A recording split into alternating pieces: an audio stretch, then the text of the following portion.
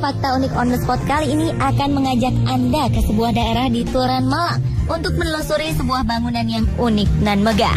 Bangunan ini disebut-sebut sebagai Masjid Tiban. Hal ini berlaku lantaran kabarnya masjid ini dibangun oleh jin hanya dalam waktu 1 malam. Bagaimana kisahnya?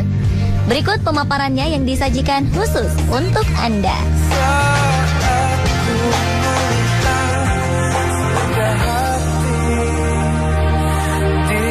Menurut mitos, bangunan unik dan megah ini merupakan Masjid Tiban yang konon pembangunannya dilakukan oleh bangsa jin dalam 1 malam. Dinamakan Tiban karena bangunan ini tiba-tiba saja ada. Selain kemunculannya yang tiba-tiba, lokasinya yang berada di daerah pemukiman membuat masjid ini bak istana di tengah perkampungan. Namun faktanya bangunan ini bukanlah sebuah masjid saja. Bangunan ini merupakan kompleks pondok pesantren Biharu Bahri Asali Fadlaili Rahmah atau biasa dikenal dengan Ponpes Biba Al-Fadroh. Kompleks ini dibangun di atas tanah seluas 5 hektar. Jadi kalau ada orang yang mengatakan ini masjid jin, terus masjid Tiban, pondok jin, pondok Tiban, itu sudah tidak benar. Karena ini sengaja dibangun oleh para santri atas bimbingan Romo Hidayat.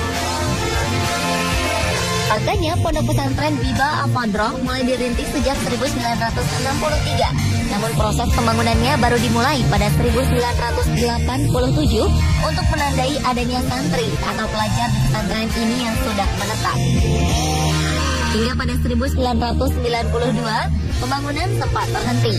Pembangunannya memang bertahap, hingga pada awal 1998, pondok pesantren ini mulai dibangun kembali.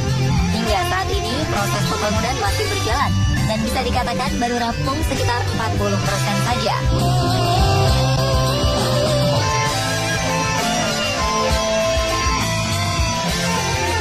Bangunan di sini ini kan sebenarnya adalah jawaban. Jadi media sebagai media jawaban dari persoalan yang ada. Jadi awal mulanya sebagai berfungsi secara rohani. Jadi Romo Yai sebagai arsiteknya, jadi karena yang menentukan tata letak, tata bentuk, tata warna, ini beliau. Kalau sekarang punya ini berdasar istikharah beliau. Nah, beliau ini istikharah dari apa? Dari masalah yang ada. Pondok pesantren ini merupakan bangunan tanpa perencanaan, rancangan, gambar, dan desain seperti halnya bangunan pada umumnya. Oleh karena itu, wujud bangunan ini tidak memiliki blueprint.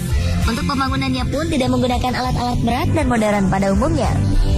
Para pekerja bangunan ini adalah santri-santri dari Pondok Pesantren Biba Al-Fadroh.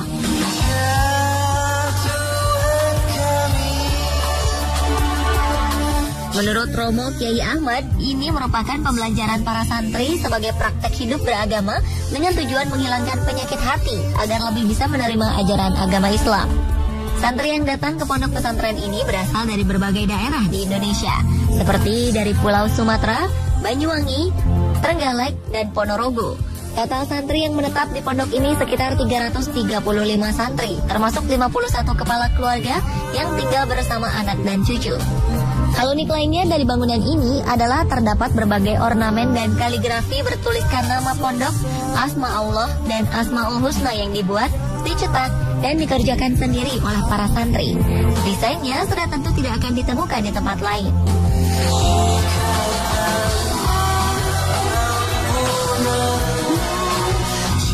Keunikan lain dari bangunan ini adalah letak lantai ruangan yang tidak beraturan. Hal ini membuat para pengunjung akan tersesat dalam mencari jalan. Namun jangan khawatir, karena beberapa papan penunjuk jalan tersedia di sepanjang jalan, baik di dalam maupun di luar bangunan. Pembangunan pondok pesantren ini mengikuti kontur tanah yang berbentuk palung.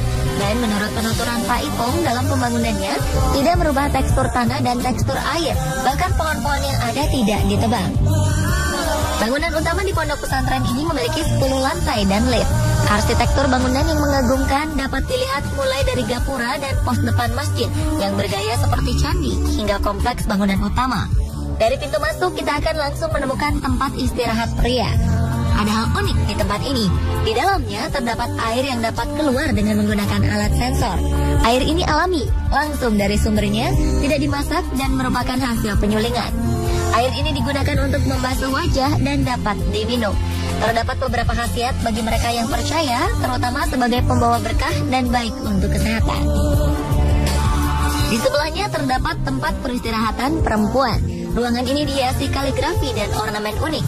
Kedua ruangan ini juga biasanya digunakan santri pasangan suami istri yang tengah bertengkar dan ingin menenangkan hati serta mengintrospeksikan diri. Mereka biasanya datang untuk riyadah, menetap lebih dari 3 hari dan mengikuti aturan dan tata tertib pondok pesantren. Dari sana kita dapat memasuki ruangan akuarium dengan berbagai koleksi ikan. Tempat ini juga bisa digunakan sebagai tempat riyadah untuk berdiam diri, menenangkan hati, dan mengintrospeksikan diri agar tercipta harmonisasi keluarga. Jika sesuai kontur tanahnya, ketiga ruangan ini berada di lantai 3. Naik ke lantai 4 adalah tempat khusus bagi keluarga Romo Kiai Ahmad untuk menerima tamu. Lantai selanjutnya biasa digunakan untuk ijab kabul dan resepsi pernikahan. Selain itu ada juga mimbar untuk sholat Idul Fitri dan Idul Adha, serta hari-hari besar Islam lainnya. Setiap harinya ruangan ini juga digunakan untuk sholat asar, maghrib, dan isya. Untuk sholat subuh, musola yang digunakan ada di lantai 3.